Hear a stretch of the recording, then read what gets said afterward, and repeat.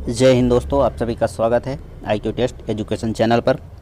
दोस्तों, राष्ट्रीय आंदोलन से जुड़े प्रमुख नेता से संबंधित आज हम बाल गंगाधर तिलक जी के बारे में बात करेंगे, जो कि बहुत ही ओजस्वी व्यक्ति थे, बहुत ही शानदार व्यक्ति स्वभाव से भी, और राष्ट्रवादिता तो कूट कूट के इनके अंदर भरी थी। और दोस्तों, इसी सीरीज़ में हम दादा भाई नौरोजी, सुरेंद्र नाथ बनर्जी और आज बाल गंगाधर तिलक की बात करेंगे। जो भी पिछला वीडियो नहीं देखे हैं, अगर उनको जानकारी चाहिए दादा भाई नौरोजी के बारे में, सुरेंद्र नाथ बनर्जी जी के बारे में, तो वो चैनल पर जाकर वीडियो को देख सकते हैं। प्लेलिस्ट बनी है, उसमें आप प्लेलिस्ट किस नाम से है तो मॉडर्न हिस्ट्री नाम से है प्लेलिस्ट। आप उसमें जाएंगे तो आपको वीडियो ये सारे मिल जाएंगे। मेरा प्रयास यही है कि आप सभी अगर परीक्षा दे रहे हैं, किसी भी चीज़ की परीक्षा दे रहे हैं, तो इसमें से क्वेश्चन फंसे जो आप वीडियो पढ़ रहे हैं। शर्त बस इतनी है कि आपको इसका जो है एक पतली कॉपी में इसको लिख कर रखना है, इनके टॉपिक को लिख कर रखना है, प्रमुख प्रमुख बिंदुओं को। आप एक नोट्स बनाइए और उसका रिवीजन करिए, क्योंकि वीडियो बार बार नहीं देखा जा सकता है। एक ही बार देखिए वीडियो को, लेकिन नोट्स को बराबर बना कर रखिए और उसका रिवीजन करिए बीच बीच में। तो मुझे पूरा विश्वास है कि आप आगे सफल होंगे। तो चलिए इसी क्रम में शुरुआत करते हैं बाल गंगाधर तिलक जी के बारे में, जो कि एक ग्रेट इंसान थे। मैं आपको बता ही चुका हूँ, अभी आप वीडियो में भी देखेंगे कि बहुत सारी इनकी बातें ऐसी हैं कि जो शायद हम आप ना जानते हों। तो चलिए स्टार्ट करते हैं। इनके जन्म से ही स्टार्ट करेंगे। तो इनका जन्म जो हुआ था 23 जुलाई 1856 में हुआ था। 23 जुलाई 1856 में हुआ था, ब्राह्मण परिवार में। और ये किस जगह पैदा हुए थे तो ये कोंकण तट, रत्नागिरी में ये पैदा हुए थे। 1879 में इन्होंने कानून की अर्थात वकालत की डिग्री प्राप्त की। ठीक है, आप लोग कंफ्यूज मत होइएगा कि कानून की क्या डिग्री है, तो ये वकालत की डिग्री थी, इन्होंने प्राप्त की। आगे इन्होंने क्या किया, बाल गंगाधर तिलक ने आगरकर जी थे, उनके सहयोग से कम खर्च पर शिक्षा उपलब्ध कराने के उद्देश्य से पूना याद रखिएगा, पूना में 1900 ईस्वी में, ये भी याद रखिएगा 1900, पूना न्यू इंग्लिश स्कूल नाम से एक विद्यालय खोला। इनका उद्देश्य था कि लोगों को कम खर्च में, कम फीस में अच्छी शिक्षा देने का प्रयास इन्होंने किया, और ये आपके पेपर में बन सकता है। पूना न्यू इंग्लिश स्कूल पूछा जाएगा कि किसने खोला था, तो बाल गंगाधर तिलक ने खोला था। कब खोला था, तो 1900 में खोला था। और किसके सहयोग से खोला था, तो आगरकर जी के सहयोग से खोला था। इसको, ये आप 3-4 पॉइंट हैं, इसको आप लिख कर रखिए। आगे, तिलक ने पूना के फर्ग्यूसन कॉलेज एवं दक्कन एजुकेशन सोसाइटी से भी जुड़े थे। पूना फर्ग्यूसन कॉलेज और दक्कन एजुकेशन, ये सब कहाँ था स्थित, पूना में ही स्थित था, उससे ये जुड़े थे। और ये उग्रवादी दल, तिलक सर्वश्रेष्ठ नेता थे। उग्रवादी तो नहीं भाई, इनका अपमान है उग्रवादी कहना। ये स्वतंत्रता संग्राम सेनानी थे, ये देश के लिए अमोल धरोहर हैं। इनको उग्रवादी कहना, इनका अपमान करना है। तो आप लोग उग्रवादी से मत इनको संबोधित करिए, बल्कि आप गरम दल से संबोधित करिए। ये जोशीले थे, इनको उग्रवादी नहीं कहा जा सकता। उग्रवादी वो होता है जो गलत काम करे। तो चलिए आगे देखते हैं इनके बारे में। राजद्रोह के सबसे खतरनाक अग्रदूतों में से एक, भारतीय असंतोष के जनक, भारत के बेताज बादशाह एवं लोकमान्य के नाम से प्रसिद्ध थे। इनका भाई साहब कई नाम था, और ये आपके पेपर में खूब पूछा जाता है। राजद्रोह के सबसे खतरनाक अग्रदूत, पहली चीज भारतीय असंतोष के जनक, ये आपके पेपर में बहुत बार आया, हजारों बार आया है। इनका उपनाम क्या था, भारतीय असंतोष के जनक कौन कहलाते हैं, तो आप कहेंगे बाल गंगाधर तिलक। और भारत के बेताज बादशाह, बेताज में क्या होता है, बिना ताज का बादशाह। और लोकमान्य, सबसे फेमस नाम था इनका लोकमान्य तिलक। ठीक है, इनको बाल गंगाधर तिलक जी को लोकमान्य भी कहा जाता था। तो ये जो है सर्व सम्मानित थे, सबके सम्मानित थे, सबके दिलों में वास करते थे, तो इसीलिए इन्हें लोकमान्य तिलक कहा गया। निस्वार्थ सेवा भाव के कारण ही बाल गंगाधर को लोकमान्य के नाम से जाना जाता है। ये स्वार्थी नहीं थे भाई साहब, इसीलिए ये नरम दल के नेता नहीं थे।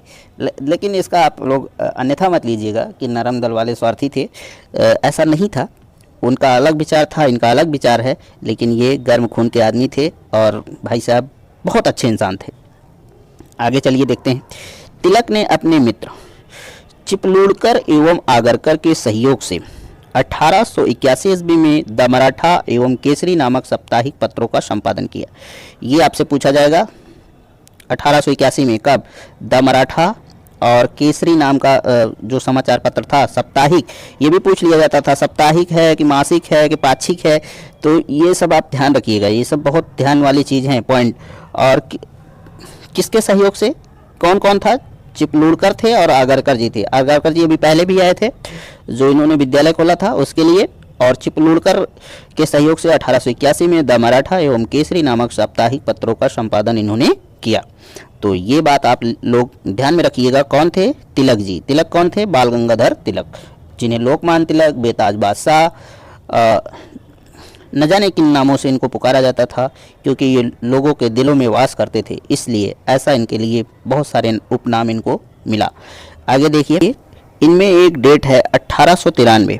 ये बहुत ही महत्वपूर्ण है, क्योंकि 1893 में इन्होंने गणपत उत्सव का शुभारंभ किया था। कौन? बाल गंगाधर तिलक जी। और 1895 में 2 साल बाद, यानी मतलब शिवाजी उत्सव की शुरुआत की थी। ये किस लिए किया था? लोगों में उत्साह की भावना जगाने के लिए, अपनत्व की भावना को जगाने के लिए ऐसा इन्होंने किया था कि लोग, जब देखिए क्या होता है, उत्साह, कोई उत्सव होता है, होली होता है, दिवाली होता है, ईद होता है, क्रिसमस होता है, जब उसमें आप मिलते हैं तो एक दूसरे के प्रति लगाव बढ़ता है। इसी उद्देश्य से इन्होंने गणपत उत्सव और शिवाजी उत्सव को मनाने का शुभारंभ किया। और गणपत उत्सव, जैसा कि आप सभी जानते हैं, कि महाराष्ट्र ही नहीं अब संपूर्ण भारत में मनाया जाता है। तो चलिए आगे देखते हैं। तिलक ने अखाड़े, लाठी एवं गो हत्या का विरोध किया। ये चीज़ बहुत महत्वपूर्ण नहीं है, लेकिन डाल दिया है मैंने। अखाड़े, लाठी और गोहत्या। गोहत्या पूछा जा सकता है कि विरोधी थे कि नहीं थे, तो ये एक जानकारी इनके बारे में और है। 1889 में तिलक ने भारतीय राष्ट्रीय कांग्रेस को ज्वाइन कर लिया। कब ज्वाइन किए? 1889 ईस्वी में। तिलक ने बिपिन चंद्र पाल एवं लाला लाजपत राय के सहयोग से राष्ट्रवादी दल का गठन किया। राष्ट्रवादी दल, इसको ध्यान में रखिएगा कि राष्ट्रवादी दल का नाम दे दिया जाएगा और 4 नाम दे दिए जाएंगे। पूछ लिया जाएगा इनमें से कौन नहीं था राष्ट्रवादी दल के गठन के समय, या फिर किसका सहयोग नहीं था, या कौन शामिल नहीं है राष्ट्रवादी दल के गठन में। तो आपको दे दिया जाएगा बिपिन चंद्र पाल, लाला लाजपत राय और बाल गंगाधर तिलक। एक और दे दिया जाएगा जवाहरलाल नेहरू, मोतीलाल नेहरू, ये सब मिला के दे दिया जाएगा और आप कंफ्यूज हो जाएंगे। और अगर आपको नहीं पता है तो आप गलत करके आएंगे, इसलिए इस बात को ध्यान में रखिएगा कि राष्ट्रवादी दल का जो इन्होंने गठन किया तो बिपिन चंद्र पाल जी के सहयोग से और लाला लाजपत राय जी के सहयोग से किया था। आगे 1897 ईस्वी में तिलक को अंग्रेज सरकार ने गलत तरीके से गिरफ्तार कर 18 मास के कठोर कारावास का दंड दिया। भाई साहब 1897 में इनको गिरफ्तार कर लिया गया, तिलक जी को, अंग्रेज सरकार के द्वारा। ब्रिटिश सरकार जो थी उन्होंने, भाई वो अन्याय तो थे ही, भारत के किसी भी राष्ट्रवादी नेता को वो पकड़ लेते थे और किसी न किसी झूठे केस में फंसाकर उनको जेल में डाल देते थे, अगर वो जानते थे कि ये हमारे लिए हानिकारक हैं। तो इनको पूरा 18 मास, कहने का मतलब कुल 1.5 साल के लिए इनको सज़ा दे दिया गया। और आगे देखते हैं, 1916 ईस्वी के लखनऊ कांग्रेस के अधिवेशन में तिलक ने स्वराज की स्पष्ट मांग की और कहा कि स्वराज मेरा जन्म सिद्ध अधिकार है और इसे मैं लेकर रहूँगा। भाई साहब ये लाइन, स्वराज मेरा जन्म सिद्ध अधिकार है, हजारों बार पेपर में आया है। अगर आपको ये नहीं पता है तो आपको इतिहास के बारे में कुछ नहीं पता है, राष्ट्रीय कांग्रेस के बारे में कुछ नहीं पता है, भारतीय स्वतंत्रता के बारे में आपको कुछ नहीं पता है। तो इसलिए आपको इसके बारे में ध्यान में रखना चाहिए कि स्वराज मेरा जन्म सिद्ध अधिकार है और मैं इसे लेकर कहूँगा। किसने कहा था? तो बाल गंगाधर तिलक जी ने कहा था। और ये कब कहा था? 1916 ईस्वी के लखनऊ अधिवेशन में। ठीक है, कांग्रेस अधिवेशन में तिलक ने ऐसा कहा था। तो आगे चलिए। 1908 ईस्वी में तिलक ने अपने पत्र केसरी में देश का दुर्भाग्य नाम से एक लेख लिखा, जिसमें उन्होंने अंग्रेज सरकार की गलत नीतियों की चर्चा की। भाई साहब, इन्होंने अंग्रेजों के प्रति बिगुल बजा दिया केसरी के माध्यम से, और इन्होंने दुर्भाग्य नाम से एक लेख लिख दिया, उनके खिलाफ लिख दिया। अब देखिए, इनके लिए फिर से काल आने वाला है, इनको फिर से जेल होने वाली है। परिणाम स्वरूप क्या हुआ? 6 वर्ष को कठोर कारावास के अंतर्गत इनको मांडले जेल कहाँ है? अभी मैं आपको बताता हूँ कहाँ है। तो मांडले जेल में बंद कर दिया गया। 6 साल ये और 1.5 साल वो, कनिक मतलब 7.5 साल इन्होंने जेल में रहे। आगे देखते हैं। मांडले जेल में ही अपने कारावास के दौरान तिलक ने आर्कटिक होम ऑफ वेदास, ये बुक है इनकी, इनको याद रखिएगा। और गीता रहस्य, ये भी बुक है इन्हीं की, इनको भी याद रखिएगा। इन्होंने जेल में ही 6 साल के जेल जब हुआ तो भाई क्या करते, खाली टाइम में कुछ क्रिएटिव काम करना ही चाहिए। तो इन्होंने 2 अच्छी पुस्तकें लिखी, एक लिखा आर्कटिक होम ऑफ वेदास और दूसरा लिखा गीता रहस्य।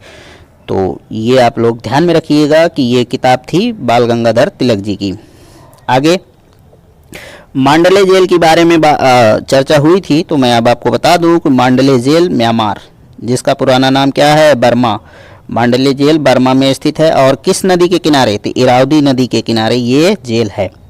ठीक है, अंग्रेज इतने दुष्ट थे कि वो भारत से बाहर भेज देते थे इन लोगों को, जो लगता था कि अगर ये हमारे शासन के लिए खतरा है तो उनको ऐसी जगह भेजते थे कि वो बेचारे चाह कर भी कुछ नहीं कर सकते थे। तो ऐसा ही बाल गंगाधर तिलक जी के भी साथ हुआ। और मांडले के इतिहास में बहुत पुराने बहुत अच्छे नेता वहाँ जाके जेल काटे बेचारे। तो वो थे बहादुर शाह जफर को जेल में भेजा गया मांडले, बाल गंगाधर तिलक को भेजा ही गया था, और सुभाष चंद्र बोस जी को भी भेज दिया गया था मांडले के जेल में। तो आप लोग अभी इन क्रांतिकारियों के बारे में आगे पढ़ेंगे। सुभाष चंद्र बोस जी के बारे में भी मैं आपको बताऊंगा, उनके लिए वीडियो लेके आऊँगा। तो ब्रिटिश सरकार जो है, यही खाली 3 लोग नहीं गए थे, बहुत सारे लोग गए थे, लेकिन जो प्रमुख हैं जो आपके पेपर में आते हैं मैं उन्हीं की चर्चा कर रहा हूँ। 1916 में भी ही इन्होंने होम रूल लीग की स्थापना की। ये बहुत बार आता है आपके पेपर में, इसको ध्यान में रखिएगा कब किया गया था, इसकी डेट बहुत पूछी जाती है। तो 1916 में की गई थी। और एक चीज़ और है, 1916 में होम रूल लीग नाम से ये किए थे, और होम रूल लीग नाम से ही एनी बेसेंट ने किया था। उनमें सीरियल लगाने के लिए दे दिया जाता है कि कौन पहले किया था, तो आगे आपको पता चलेगा। होम रूल अर्थात स्वराज, होम रूल का मतलब क्या है? तो होम रूल अर्थात स्वराज, स्वराज का अर्थ क्या था? उस समय अंग्रेजी साम्राज्य को समाप्त करना नहीं था। ये महत्वपूर्ण है, इसको आप ध्यान दीजिएगा। होम रूल का मतलब ये तो होता है कि अंग्रेजी साम्राज्य को समाप्त नहीं करना है, अंग्रेजी साम्राज्य के अंतर्गत ही हमें स्वतंत्रता प्राप्त करनी है। मतलब भाई अंग्रेज भी रहें और भारतीय भी रहें, लेकिन हम लोग स्वतंत्र रहें, ऐसा ना हो कि उनका अधिकार ही हमारे ऊपर रहे। तो ये प्रयास था हमारे जो भी राष्ट्रवादी नेता थे उनका यही प्रयास था, लेकिन अंग्रेजों को ये भी नहीं पच रहा था। आगे चलिए देखते हैं। 1916 ईस्वी में कांग्रेस के लखनऊ अधिवेशन में तिलक ने एनी बेसेंट की सहायता से उदारवादी और उग्रवादी, जिन्हें कहते हैं नरम दल और गरम दल, एवं मुस्लिम लीग के नेताओं को एक करने की सफलता प्राप्त की। भाई साहब हुआ क्या था कि 1907 में भाई नरम और गरम दल का विचार मिलता नहीं था, एक दूसरे से ये इनकी पटती नहीं थी। वो कहते थे आम तौर पर, वो दूसरा कहता था नहीं इमली। तो ये लोग जो है 1907 में जो है सूरत अधिवेशन में ये पार्टियां अलग हो गई थी, और 9 साल ये अलग रही, आपस में इनका मतभेद चलता रहा। लेकिन 1916 में बाल गंगाधर तिलक जी और एनी बेसेंट जी की सहायता से इनको फिर से एक किया गया, और उसमें मुस्लिम लीग के नेताओं को भी एक करने में सफलता मिली। आगे चलिए देखते हैं 1916 ईस्वी कांग्रेस अधिवेशन के अध्यक्ष कौन थे, तो ये भी खूब आता है, अंबिका चरण मजूमदार जी थे। तो अभी आप लोग ये गलतफहमी मत रहिएगा कि बाल गंगाधर तिलक जी ने एक किया था तो वही अध्यक्ष थे, तो अंबिका चरण मजूमदार जी थे इसके अध्यक्ष 1916 के लखनऊ अधिवेशन के। और बाल गंगाधर तिलक जी खिलाफत आंदोलन के समर्थक थे। खिलाफत आंदोलन कब हुआ था? 1920 में शुरू किया गया था गांधी जी के द्वारा। ठीक है, आगे चलते हैं। 1920 ईस्वी महान आत्मा श्री बाल गंगाधर तिलक जी का बम्बई में निधन हो गया था। भाई ये बहुत दुखद लाइन है। इन्होंने देश के लिए बहुत सारे काम किए और ये भारत को पूर्ण स्वतंत्रता को नहीं दे पाए। 1920 में चल बसे, मुंबई में निधन हो गया इनका। तो ये हम सब के लिए बहुत बड़ी क्षति थी, भारतीय राजनीति के लिए बहुत क्षति थी। तो आगे चलिए देख लेते हैं। तिलक जी के बारे में वैलेंटाइन रोल ने कहा था। वैलेंटाइन रोल ने क्या कहा? कहा कि ये अशांति के जनक थे। ये भी आपके पेपर में खूब कई बार पूछा जा चुका है कि अशांति के जनक किसके लिए ये शब्द प्रयोग किया गया है, तो तिलक जी के लिए प्रयोग किया गया। और किसने किया है? तो वैलेंटाइन रोल। वैलेंटाइन रोल कौन था? एक लेखक था, एक पत्रकार था और एक इतिहासकार था, जैसा कि आपके नीचे दिया गया है, आप लोग देख लीजिएगा। तो दोस्तों ये था बाल गंगाधर तिलक जी के बारे में छोटा सा वीडियो। आपको कैसा लगा आप कमेंट के माध्यम से हमें ज़रूर बताइए। और दोस्तों आप इसका नोट्स ज़रूर बनाइएगा।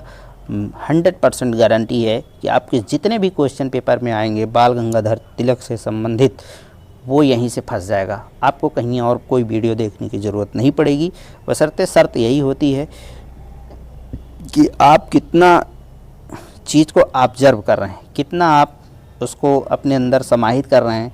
60% दिमाग में जा रहा है, 50% जा रहा है, 100% जा रहा है कि बिल्कुल नहीं जा रहा है, ये आपके माइंड के ऊपर होता है, आपके पढ़ने के तरीके के ऊपर होता है। तो इसमें मटेरियल का कोई दोष नहीं होता है, दोष होता है हमारा लोग का कि हम लोग उसको ठीक से ऑब्जर्व नहीं कर पाते हैं। तो ऑब्जर्व करने का जीएस का तरीका यही है कि आप उसको 2 बार 3 बार 4 बार 5 बार मतलब साप्ताहिक रिवीजन करते रहिए। जैसे आप 3 दिन पढ़ते हैं तो 2 दिन आप अपने लिए सप्ताह में रखिए रिवीजन का, और 5 दिन जो है पढ़िए और 2 दिन रिवीजन करिए, तभी आपको कुछ फ़ायदा होगा परीक्षाओं में। अन्यथा सब बर्बाद है, बिना रिवीजन का कुछ भी अच्छा नहीं होता है। तो दोस्तों आज के लिए बस इतना ही। आप लोगों को वीडियो कैसा लगा ज़रूर बताइएगा। जय हिंद, नमस्कार, वंदे मातरम।